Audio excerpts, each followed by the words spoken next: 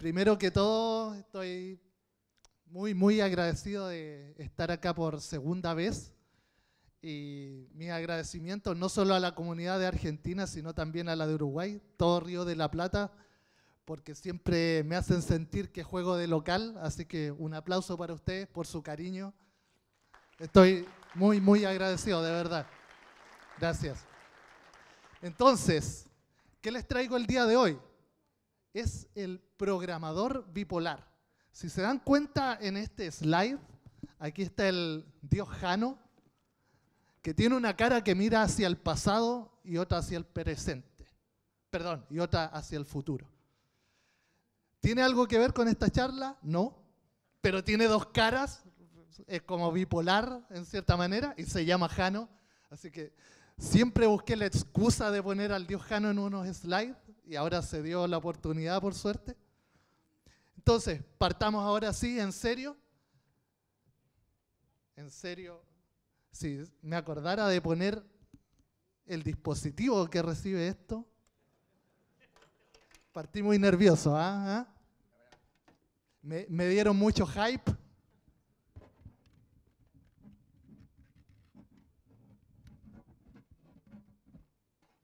Vamos a ver.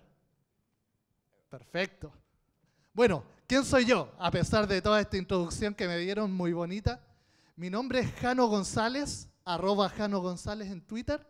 Y actualmente trabajo en una startup que se llama Hopin, que hacemos web clipping para iPad. Y pronto tendremos nuevas sorpresas. Y no les vengo a vender nada de Hopin, no se preocupen. Así que pasamos a nuestra charla. Entonces, cualquier historia para ser interesante, como una fábula, por ejemplo, necesita arquetipos de personaje claramente definidos, tal vez un poco exagerados. Entonces yo les traigo dos arquetipos de personalidad junguianos que vienen de la tradición psicológica de Europa, que son el hacker y el pensador. Entonces, quienes vieron mi charla de Uruguay pueden dormir los próximos 9 minutos, yo creo, que es una recapitulación de lo que vimos allá, porque ahora viene la secuela de esa charla. Entonces, déjenme presentarles estas personalidades. El hacker es él o la desarrolladora que tiene esa actitud de hacer las cosas. Get things done. Por lo general, las hace de forma rápida. Pero ¿cuál es el problema cuando hacemos las cosas de forma rápida? Utilizamos muchos hacks. Y los hacks son divertidos hasta que te tocan los hacks de otra persona. Porque en ese momento, cuando heredamos hacks de otros desarrolladores, comienzan las pesadillas para mantener software. Porque, ¿cuál es la principal característica de alguien que tiene el arquetipo de hacker? Ante cualquier problema, la solución es, pongamos más winch aislante nomás. De hecho, yo creo que todos los chilenos y argentinos somos un poco hackers de corazón. Esas son nuestras soluciones por lo general. Pero por otro lado, tenemos una personalidad completamente opuesta. Acuérdense que necesitamos arquetipos de personalidad muy definidos y muy opuestos para que esta charla tenga alguna gracia.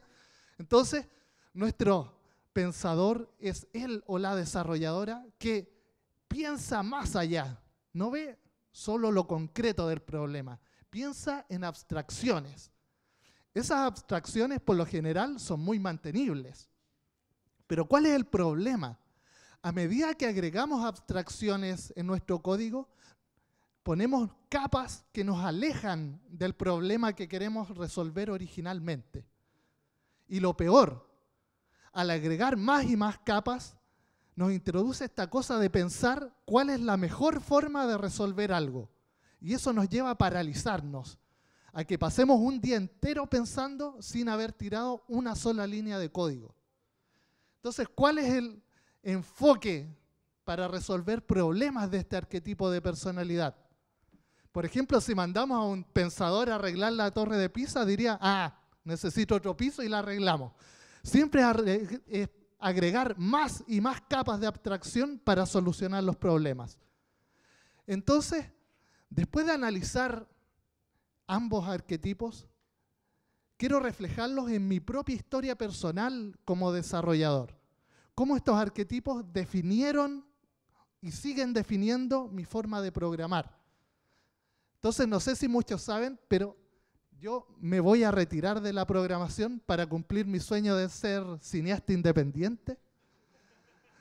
Y como todo desarrollador, soy una persona muy egocéntrica. Mi esposa que está ahí lo puede confirmar. Tengo ese defecto de personalidad. Entonces, mi primer trabajo audiovisual es una trilogía de películas, obviamente autobiográficas. Entonces, la primera parte de esta trilogía, que sería como mi A New Hope, si esto fuera Star Wars, es Jano González de Hacker Years. Pronto en cines. Entonces, si yo fuera, digamos, como aquí creo que en Argentina tienen el mismo locutor que hace los trailers de las películas en la radio. Entonces sería como un niño de 12 años, un juego programado en BASIC, pronto en cines, Jano González de Hacker Years 2014. Me lamento que como soy chileno mi voz es un poco más aguda que la del resto de los hermanos sudamericanos, pero se entiende la idea. Entonces, una de las primeras cosas que hice en programación fue enfrentarme a este hermoso juego que se llama Gorillaz.bas. Levanten la mano quienes lo jugaron alguna vez, quienes tuvieron el placer de jugarlo. Muy bien, muy bien. Dejen la mano levantada, déjenla. Los que miraron adentro de su código, dejen la mano levantada todavía. Todos.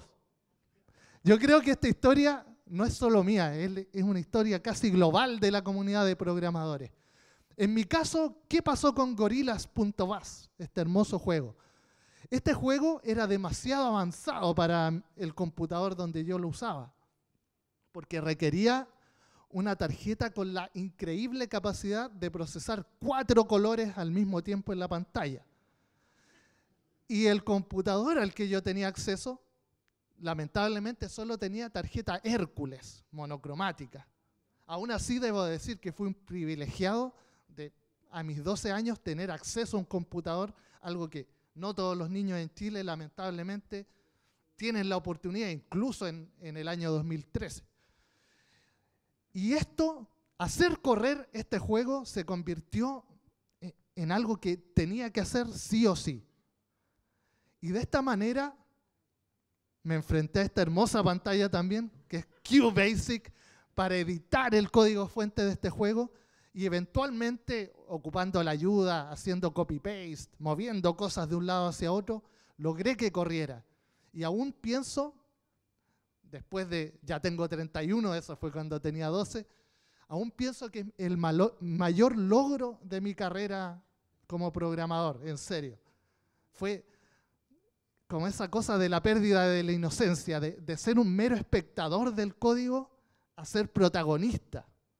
Y eso me marcó de por vida. Me marcó tanto que llega la segunda parte de mi historia, que si fuera película nuevamente sería Jano González, The Learning Years. Todos estos años de aprendizaje. Como bien sabrán, la sociedad latinoamericana es una sociedad machista, ¿cierto? Las mujeres van a estar de acuerdo conmigo, ¿cierto? ¿Sí o no? Escuché unos sí. Entonces se espera que todo joven ya a sus 16 años, por ejemplo, ya sea todo un hombre. Entonces un día, cuando yo ya había cumplido 16, llegó mi primo con una caja y dijo, hoy, Jano, te haces hombre. Y yo dije, me debe haber traído pisco, alguna cosa para tomar. Para mi sorpresa y decepción, al mismo tiempo, llegó con esto y miles de disquetes con un compilador de C. Entonces me trajo este libro y me dijo, ahora te vas a hacer hombre, ya no vas a usar más lenguajes de niños chicos. Y empecé a aprender C, me gustó esto de la programación y eventualmente terminé estudiando informática. Llegué a lo que se denomina como una Java School, entonces me prepararon, me deformaron, más que me formaron, para una vida de corbatas y cubículos. Entonces cuando salí, llegamos a la última parte de esta historia, que es Jano González de UML Years. Entonces, aquí está, esa es la portada oficial, pero este es el Director's Cut. Esa es la portada de esa época. Entonces, muchas gracias. Entonces, ¿qué pasó conmigo en ese momento? El hacker que había en mí se había ido. Y reemplacé esa curiosidad natural que tenía por lo que denomino Acronym Driven Development, desarrollo dirigido por acrónimos. Entonces me pasaba la mayor parte del día haciendo diagramas UML para cumplir con la metodología RUP. Y por supuesto a la hora de programar ocupaba muchos patrones de los GOF y declaraba la configuración en XML, etc. Son las siglas. Lo peor de todo, no soy psicólogo, pero yo creo que sufría síndrome de Estocolmo porque creía que este mundo corporate que me tenía cautivo me estaba haciendo un bien. Entonces, creía que mi captor me hacía mucho, mucho bien. De hecho, llegué a pensar que había evolucionado como programador. Pero en verdad, lo que me pasó es que cometí el peor error que podemos cometer en nuestra carrera profesional, independiente si desarrollamos, somos médicos, lo que sea. Caí en la trampa de creer que existe una única manera de hacer las cosas, como the one true way, como que había encontrado el camino. ¿Cuál es el problema de encontrar un supuesto camino? Que nos introduce miedo. El miedo de no hacer las cosas como se debería hacer, comillas. Y la verdad es que estaba muy equivocado. Finalmente, la vida diaria es el camino. Armamos el camino con cada línea de código que hacemos. Y en ese momento de crisis existencial, imagínense un mundo de cubículos, corbatas, yo estaba realmente decepcionado de la programación. Empecé a estudiar ingeniería industrial en la noche, para que vean lo mal que estaba. Y en ese momento de gran crisis es cuando entró el lenguaje Ruby a mi vida. ¿Cuál es la gracia de Ruby? Que es como Smalltalk, un lenguaje muy de pensadores, de la comunidad de patrones de diseño, pero que se disfrazó, como que se sacó el terno, se puso una polera negra y se puso una barba postiza y se disfrazó de Perl. Dijo, no, yo soy un lenguaje de hackers, no de pensadores. Y en realidad me estaba engañando porque... Pero, ¿qué pasó en ese momento? Mi pensador interno seguía feliz porque, por ejemplo, esta no es la mejor implementación, pero es un ejemplo que quepa en los slides. Podía, por ejemplo, podía implementar el patrón proxy de los Gang of Four en un par de líneas. ¿Por qué? Porque Ruby tiene todo el pedigrí, digamos, de la comunidad Smalltalk. Entonces fue, los patrones nunca fueron tan fáciles de hacer. Pero por otro lado, por esta tradición más de Perl, mi hacker interno no solo estaba feliz, de hecho como que tuvo una carcajada de felicidad y me permitió redescubrir a ese hacker interno. Entonces acá, por ejemplo, tenemos algo, sé que a la gente Ruby los perlismos, digamos, los odian un poco, es como esa cosa que está, pero no te gusta admitir que te podría gustar. Pero con Ruby podemos hacer cosas como esta en una línea. Los one-liners son espectaculares. Entonces, en este momento, el hacker como que despertó dentro de mí y se encontró con este pensador y dijo, trabajemos juntos. Porque, ¿qué pasa? Tal vez porque Ruby es un lenguaje que viene de Japón, entonces llegó como a liberarnos de la dicotomía impuesta por la tradición filosófica de Occidente.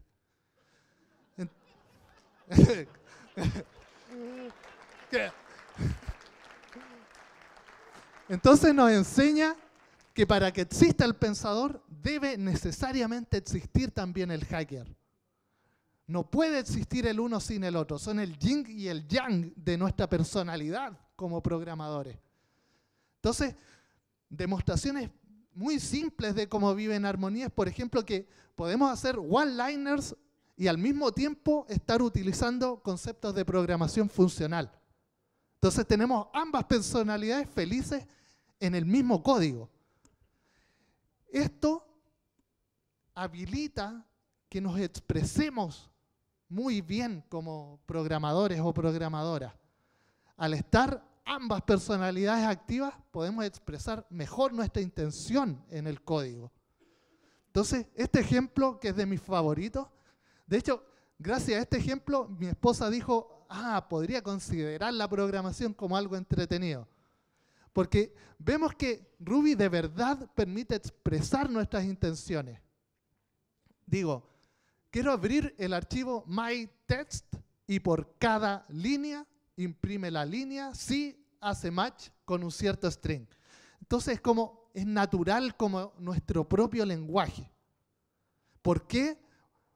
Porque nosotros somos personas complejas, ¿cierto? No somos una cosa unidimensional.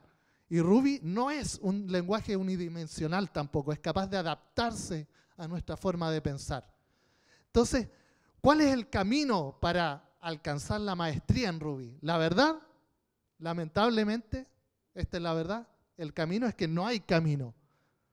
Ese es el verdadero camino de Ruby. Entonces, un día voy a escribir un libro, voy a cobrar, no sé, unos $50, que se va a llamar The True Path of Ruby, y va a ser una hoja en blanco y me voy a hacer millonario. Y podría ganar más que las, no sé, 100 pesos la hora que decía un chico por ahí. Entonces, ahora que conocemos ambas personalidades, cómo Ruby hace que vivan en armonía, tengo un par de tips. Ahora pueden despertar los que vieron la charla de Uruguay, no se preocupen, viene contenido nuevo. Mejores formas para que ambas personalidades dentro de nosotros trabajen juntas. Entonces nuestro hacker es muy bueno, por ejemplo, para explorar nuevo territorio. Cuando queremos conocer el dominio de un problema que todavía es un poco desconocido, podemos hacer, por ejemplo, lo que la comunidad ágil denomina spikes de código. Es como que voy en un cierto camino, me tomo un pequeño atajo, de repente no ocupo ninguna de las buenas prácticas, simplemente hackeo rápido una solución, pero me sirve mucho para entender el dominio del problema, explorar nuevo territorio, incorporar nuevo conocimiento. ¿Por qué? Es como cuando recién aprendíamos a programar. Esa personalidad curiosa, sin miedo a romper las cosas, nos permite avanzar mucho más rápido. Por otro lado, nuestra personalidad de pensador es muy buena, por ejemplo, para encontrar criterios de aceptación una vez que exploramos el territorio. Decir, bajo qué criterios nuestra solución cumple realmente con las necesidades de un cliente. Y esta personalidad también nos ayuda mucho a definir componentes con responsabilidades claras y que tengan todas las buenas prácticas de ingeniería que necesitamos. Entonces, tenemos dentro de nosotros una lucha eterna por el balance. ¿Qué balance? Por ejemplo, entre entregar valor rápidamente, es decir, satisfacer las necesidades de nuestros clientes, hacer nuevos features en el menor tiempo posible, pero por otro lado, también necesitamos minimizar nuestra deuda técnica. No podemos avanzar tan rápido que nuestra codebase quede con demasiados problemas, porque a futuro no va a ser mantenible. También tenemos otro balance fundamental, que es entre dejar volar nuestra creatividad programando versus tener código más bien estándar, que todo el equipo sea capaz de entenderlo. Es como un balance entre nuestra propia personalidad y una personalidad más colectiva del equipo. Entonces, les voy a mostrar un ejemplo muy sencillo. Como es la última charla, no se preocupen, es lo único de código que vamos a ver en toda la charla. Entonces, un ejemplo clásico de decisiones entre ser hacker o ser pensador es el uso de un case statement muy simple versus ocupar el patrón factory y commands, por ejemplo. Entonces, si vemos en el ejemplo, en este primer caso decimos, de acuerdo a nuestro tipo de cuenta, si la cuenta es premium, hacemos algo, si es estándar, hacemos otra cosa, si es personal, otra. Entonces, ¿qué ventaja tiene este enfoque? Primero, el algoritmo está explícito en el código. Las posibles bifurcaciones están en un único lugar. Es fácil entender qué está pasando. Pero, ¿cuándo empiezan los problemas? ¿Qué pasa si agregamos dos nuevos tipos de cuenta? Nuestro código se hace más grande, ¿cierto? De hecho, en algún momento puede que este case completo no nos quepa en una pantalla. Y ya tenemos que hacer scroll para entenderlo. Entonces, todo enfoque tiene ventajas y desventajas. Este es un enfoque más hacker, más directo, lo hacemos rápido. Por otro lado, nuestra personalidad más del thinker, este pensador interno, podría decir, no quiero hacer un case. Quiero hacer distintos objetos de tipo command que encapsulen la lógica de negocios y con una fábrica los creo a medida. Entonces podríamos decir, hago un objeto de cuenta para cada caso, la premium, por ejemplo, y en el método execute tengo la lógica de negocio a ejecutar. Para crear los distintos tipos de cuenta, tengo una factory. Y luego simplemente digo, crea el tipo de cuenta apropiado y ejecuta ese command que vas a obtener. ¿Qué ventajas tenemos? Si agregamos un nuevo tipo de cuenta, no hay problema. Agregamos una nueva clase y no modificamos nada. ¿Qué problema tenemos? Ya no es explícito el algoritmo. Es algo que mágicamente trae objetos de otro lado y les pasa parámetros. Entonces tenemos el balance entre explícito e implícito, entre claridad de código y no repetir nuestro propio código. El balance entre claridad del algoritmo y tener componentes con responsabilidades bien definidas. Y finalmente, ¿cuál es el balance más importante que tenemos? Es el balance entre ahora y el futuro. Si entregamos valor rápido, no siempre podemos tener una arquitectura tan sólida que me permita mejor costo de mantención a futuro. Entonces, ¿cuál es mi humilde consejo para enfrentar esto? Es, sí, aprendamos sobre mejores prácticas, pero no sigamos ciegamente a nuestro gurú funcional, no sigamos ciegamente a nuestro gurú de orientación a objetos.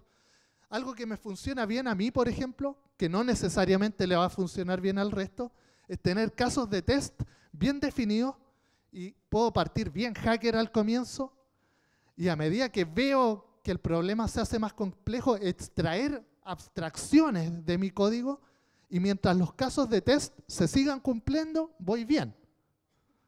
Ahora, ¿qué es importante? ¿Cómo mejorar si tenemos una de esas personalidades? Por ejemplo, si soy hacker, puedo aprender sobre orientación a objetos, comprarme el libro de los Gang of Four para aprender patrones, aprender sobre inmutabilidad y secuencias u otros conceptos de programación funcional, tratar de separar las responsabilidades en mi código mejor. Por otro lado, si yo soy un pensador, aprender sobre one-liners no me va a hacer daño. Tratar Code Golf, escribir una clase que cumpla el requerimiento de negocio con la menor cantidad de caracteres posible, por ejemplo, y atrevernos a hacer cosas que se consideran fuera de las mejores prácticas. Y para todos, por supuesto, leer un montón de código y escribir un montón de código. Entonces, ¿cuál es mi último consejo? Todas las charlas que he hecho este año son la excusa perfecta, digamos, para mostrar esto, que es Chu-Hari, cómo incorporar nuevo conocimiento. Entonces, Chu es el primer paso, que es cuando hacemos todo tal cual nos fue enseñado. Por ejemplo, las Punch Girls en este momento pueden hacer todo tal cual se los diga Sovereign, sin cuestionarlo, porque están en una etapa Chu del conocimiento. Pero después se pueden volver rebeldes, la adolescencia del código, cuando uno llega al Ja, trata de romper las reglas que ya aprendió. Y cuando pasa esta etapa, llegamos a Ri, que es cuando no hay reglas que seguir ni reglas que romper. Simplemente hacemos. Entonces, como conclusión a toda esta cháchara sin sentido que les he dado, ahora todo cuaja, se los prometo. Ruby nos da libertad. ¿Para qué sirve esta libertad? Para alcanzar balance. Es libertad para evitar el cargo cult, seguir ciegamente a estos líderes de opinión. Libertad para entender la diferencia entre lo que son buenos consejos y lo que son reglas en el código. En el código prácticamente no hay reglas escritas en piedra. Y entender que no hay un verdadero camino de la programación. Entonces, no me hago responsable si aparece un gordito calvo muerto en las calles de Buenos Aires mañana con este slide, pero si ven a Buda en el camino, mátenlo. Es decir, cuando crean que alcanzaron la iluminación en cualquier cosa, incluso el código, están totalmente equivocados. Maten a ese Buda que encontraron en el camino. Y ante todo, sigan lo que les dicta su propio corazón. Muchas gracias.